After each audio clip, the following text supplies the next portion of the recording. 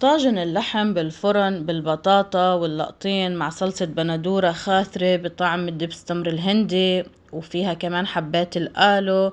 وصفة كتير طيبة، بتقدموها مع رز أصفر بالزعفران أو بتقدموها مع خبز تنور أو رز أبيض.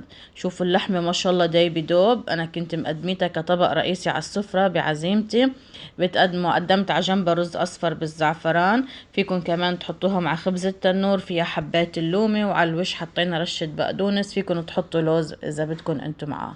كمية من البصل، أنا عاملة كمية من اللحم، فكمية البصل حسب كمية اللحمة. قطعنا شي حبتين كبار جوانح، وحطينا عندي أنا موزات وكتف.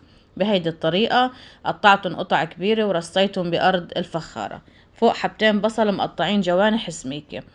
بهيدي الطريقة شايفين كيف حطينا اللحمة. هلأ الصلصة كبيتين طماطم مطحونة، علبة معجون طماطم نحط على الطماطم المطحونة، وراح نضيف عليهم معلقة صغيرة من اللوم السوداء المطحونة بهيدي الطريقة شايفين، ومعلقتين كبار سمنة، واختاروا سمنة تكون بلدية طيبة. السمنة بتعطيها نكهة كتير طيبة لصلصة اللحمة. وراح نضيف عليهم ربع كوب من دبس التمر الهندي، نخلطهم كلهم سوا، وملح. وراح نضيف عليهم معلقة صغيرة توم مهروس، وست حبات من ثمار الآلو اللي هي الكوجة المجففة الصفرة بدون بذر، علشان ما الواحد ياكلها بالبذر ويغلط فيها.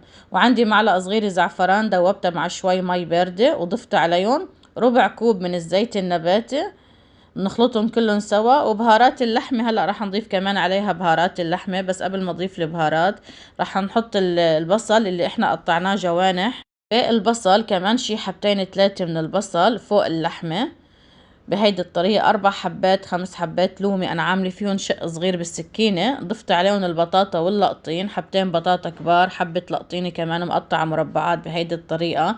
راسين توم بقشرن، بدكم تحطوا فلفل حار فيكم تحطوا فلفل حار، أنا ما بدي إياها حرة.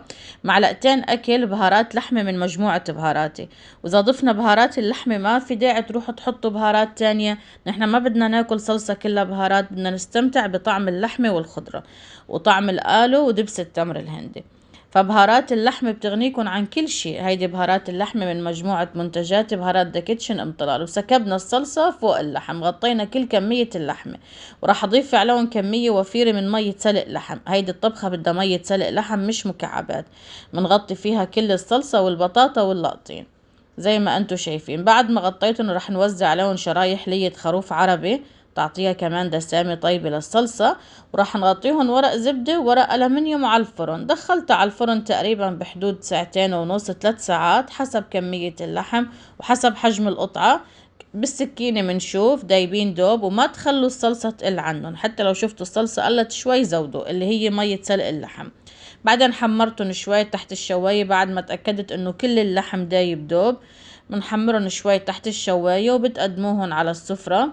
شايفين ما شاء الله، لو بدي اخبركن على الطعم والريحة بدها هيك تغميس بخبز تنور زي التشريب او رز اصفر بالزعفران كتير طيب معاها. حمرناهن تحت الشواية ورشينا رشة بقدونس للتزيين، اللي بدها تحط لزمة اللي بتقدر. وصارت طبختنا جاهزة للتقديم على السفرة. اللحم فيها دايب دوب تبارك الرحمن ومنهنه على الآخر. وعلينا وعليكم بالعافية حبايبي.